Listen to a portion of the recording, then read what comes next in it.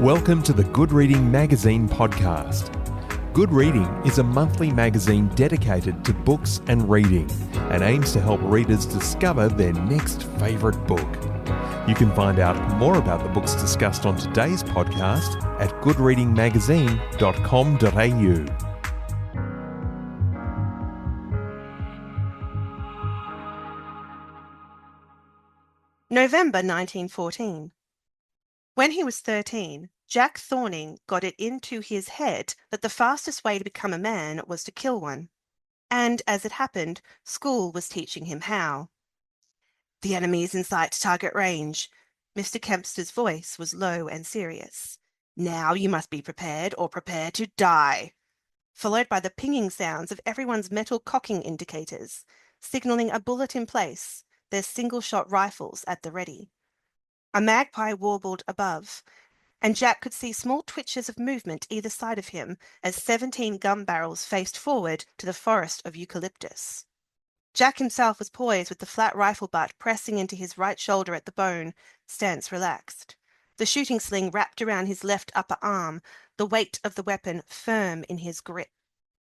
"Ready?" came Kempster's hushed voice as he stood behind the line of his student riflemen.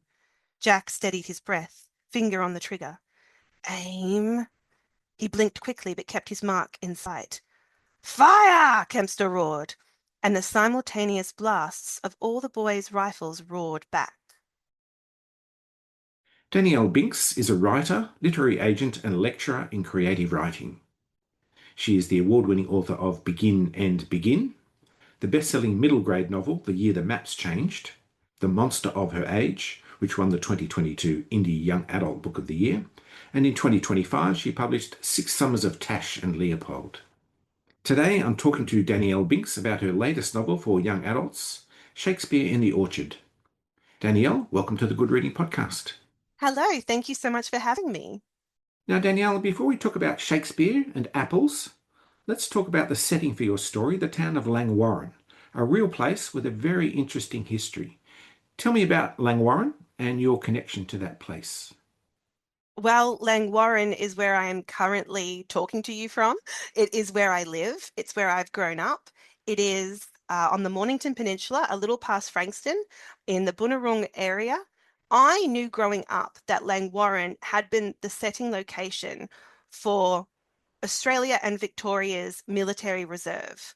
We had a great big military reserve in Langwarrin where all of Australia's military were trained right through the Boer War and through a little bit of World War One.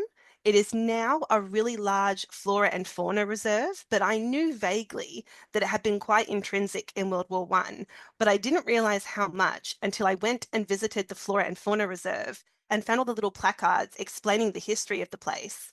Part of which was we had German interned prisoners there in 1914 and 1915 during the early days of World War One, and the very first time, but not the last time, that the Australian government suspended habeas corpus, which was the ability to arrest people and keep them imprisoned for no legal reason or basis. The legal reason and basis that they came up with was wartime. We have to implement wartime agenda. We cannot trust these people who are of German and Austro-Hungarian descent, as we are currently at war with them. And I never realized that this happened so close to me. And I started researching it, and I was very fascinated by the true history of what I found, including escape attempts and some prisoners who were sadly killed during their internment. But even more than that, as I researched what happened in Langwarrin, in New South Wales, and in South Australia, which is where all the interns tended to be imprisoned, I found that these men who were interned purely because they were not British citizens in the eye of the law, I found that all of these men who were so bored and confined and from all different walks of life, that what they did to pass the time during their internment was put on theatre productions and plays. And I sort of thought, that's a very interesting wartime home front story that just so happens to be in my hometown.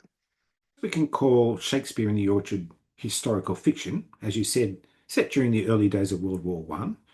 You recreate that period so effectively in the language you use, the attitudes of your characters, and the atmosphere of a small country town. I wondered if you were some kind of time traveller. I wish. I would love to go into the TARDIS. That would be my number one if I was a Doctor Who companion. I wouldn't want to go into the future or another planet.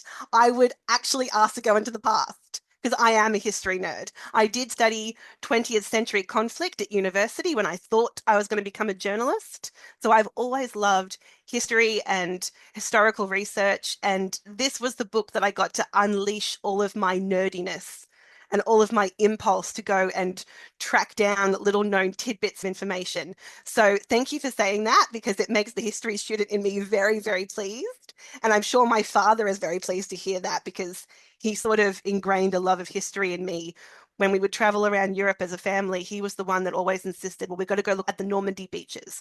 We've got to go to the War Memorial. We've got to go and see Winston Churchill's very modest home, not so modest. We've got to go to the war rooms in London. So, all of that was ingrained in me from a very young age. And I really loved unleashing all of my inner research history nerd on this book. It was delightful. And I got to use especially my wonderful Frankston library, the wonderful public library at Frankston, and the librarians there who had so much patience for me as I asked really bizarre questions like the farming techniques of Langwarrin in 1914 and 1915 and what sort of fruit was being produced in the area, which is how I discovered it was pears and apples. So thank you to the librarians who entertained my bizarre questions about farming habits of 1914. Well, let's turn to the book. On the very first page, we meet Jack Thorning. Tell me about his world and why is Jack on a shooting range? Jack Thorning is 13 going on 14 in 1914, and he's on a shooting range because, as was legally bound of students at the time, as soon as you were a 12-year-old boy in the state of Victoria, you had to join cadets. And you were going to be in cadets and taught how to shoot with your long rifle in a school environment until the age of 16, after which you were expected to join a home militia. And the idea was, and this is sort of how World War I kind of got started, everywhere in the Commonwealth was sort of preparing for the possibility of invasion and war. And one of the ways they did that was in the youth. They very quickly established post-Federation as Germany was building up their military and navy, and the UK were getting, more and more concerned about that and what was happening in Europe. They decreed that children were going to become cadets and join home militias in the event that there was a war. Once Federation happened as well, Australia very quickly realized that they needed to mobilize some sort of defense. So Jack, at the age of 13, has been in cadets for a little over 2 years. And he's really good at it. He was taught by his brother, sadly not by his father, who died when Jack was younger, but his brother taught him how to shoot. He's a very competent cadet. And when we meet him, his older brother has actually just left to join the war effort. He has been given permission by his mother at the age of 18, 19 to sign up. Jack has been left behind to take care of his mother in the family orchard. He's feeling very jingoistic and nationalistic. He's got a kind of vile teacher who has subbed in as their teacher and their cadet master. And he's really gunning to kill some Germans because that is what is being taught to him. It's what he's being taught to do in shooting, and he's quite good at shooting.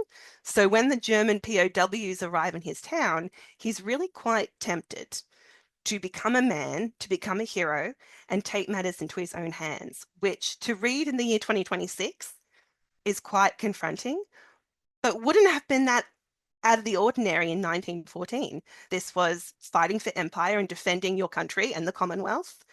That is Jack as we meet him. What does Jack know about Shakespeare? Not a lot. He knows that it was a dusty book collection that his father owned. He knows that it's something that is kind of browbeaten into them at school, that you have to know your Shakespeare. For what reason, he doesn't really understand. But he confronts Shakespeare at the same time that he confronts the German POWs who have moved into the military reserve across the way from his family orchard, right when his family orchard desperately needs hands for the picking. All of the young men in town have gone off to the war. There's no one left to pick the fruit that's going to rot on the branch. So the military, as they really did, offered these prisoners for very low wages to the surrounding farms. And at least this way, we can get our fruit for the country and for the servicemen.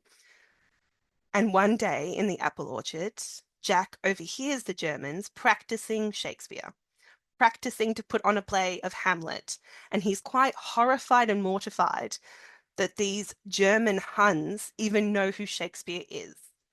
But as he's told, Shakespeare wrote about Scottish, the Danes, Italians. Of course, the Germans know who Shakespeare is. Of course, they've had it translated for a very long time by this point. And they're quite enamored of the idea for Empire Day, which is rapidly approaching, putting on a play of the Bard to ingratiate themselves to the town, who they know are very much angry at their presence. Here's a funny question. I've got a nephew who questions the relevance of Shakespeare in his life. So here's a question on his behalf. Why Shakespeare? Gosh, why Shakespeare? It's such a good question. It is actually such a good question. Why does he persist? Why does it seem like Shakespeare was invented to torture high school students? Purely for that reason. I think if you'd gone back in time, perhaps that's one of my time travel TARDIS requests, to go and meet Shakespeare. I know they already did that episode, but I'd still quite like to do it myself. I think he'd be quite mortified at the idea that he is inflicted upon teenagers. I think he would be quite horrified at that because he was for the people. Why did Shakespeare persist? Why did Jessie Buckley just win the Oscar for Hamnet, the adaptation of Maggie O'Farrell's book, which is all about how Shakespeare reaches across time and space and can still touch the deepest parts of our grief and humanity? Why did he write about things that even in 2026 we can relate to? Why did I choose to write about Hamlet, which is the story of a young man who is convinced to do something violent and dangerous in the name of vengeance? That Jack, when he asks the Germans, why did you choose Hamlet, says to them, well, that sounds really unrealistic. Given Archduke Franz Ferdinand and everything in World War I, can't really believe that vengeance would spark so much mayhem and chaos and violence. We still tell Shakespeare because he is a persistence of humanity and art in its most wild and lovely form. And it is a little bit of time travel that exists. That this bloke who was around back when they wore fancy dog collars fanned out around their necks has managed to capture the imagination even now. Whether you are adapting it for a modern audience in something like 10 Things I Hate About You, which was Taming of the Shrew, or you're looking at Jessie Buckley putting on a phenomenal performance rooted in the fact that Shakespeare really did lose his young son called Hamnet and then wrote a play in dedication to him called Hamlet. Why did we persist with him? I think because to read him is to know that you are not alone, that even that far back, somebody was grappling with love and grief and inner violence and what it is to be a man and what it is to think things and then take those thoughts into actions. The fact that he wrote this so long ago, and students can still read Shakespeare and think, well, I can relate to feeling so maddeningly in love that I would break all of my family's rules to go and run off with Romeo or Juliet. The fact that young people can still read him and touch on these great big themes of humanity, I think just it goes to show the importance of art and that is our purest form of time travel that we have as human beings. That somebody can write something so long ago that still touches us in the present day. That is time travel in action. That is as close as you're going to get to humanity persevering and perseverance of these things that make us human. And it's the stuff that reminds us that we don't need AI. We don't need robots to tell our stories. We can still share these tales that go so far back in time, but are still relevant today because it's based on what it is to be human. Well, thanks, Danielle. I'll pass all that wisdom on. Shakespeare in the Orchard is also a story about friendship, and Jack Thorning is on a journey of discovery and understanding. What does Jack learn along the way? Jack learns quite a lot, and quite a lot from the men and boys and father figures in his life, even though he himself no longer has a father. He has a best friend called Walter, whose father is Mr. Mabley, who runs the local post office. He's got his brother overseas who he's writing letters to. He's got the remembrance of a really fine school teacher who's also gone off to the war to become a paramedic, a stretcher bearer.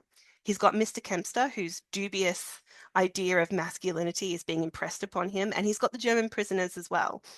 There's a lot in there about male friendships, about how they relate to one another, the things that they experience together that shape their lives and their childhoods in particular. The fact that Walter and Jack are going through this home front war together very differently, because Walter at that time hasn't lost any family members to the war, the way that Jack has had to send his brother off not knowing his fate.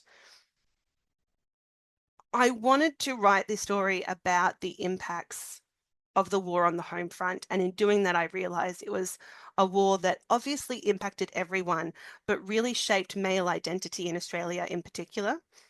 And it kind of starts in the cadets, that very jingoistic hyper-nationalism, and the two ways that Jack and Walter respond to that. Walter questions it. Jack, because he's good at cadets, he's good at shooting, kind of takes it in stride that he is the perfect military man. He wants to go and join his brother in the war effort. He wants to kill Germans. I wanted a quite fractious relationship and childhood friendship between these two boys who are having very different responses to the world around them and the home front war. It is a story about accepting that you can still be friends and have very different opinions and listening to one another and trying to see the world from somebody else's perspective and point of view, which I think is still relevant today, as much as it was in 1914, as much as it was in Shakespeare's day as well.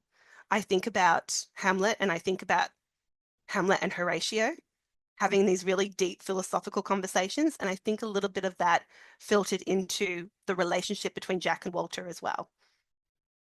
For Australians in 1914, World War I was a far-off war.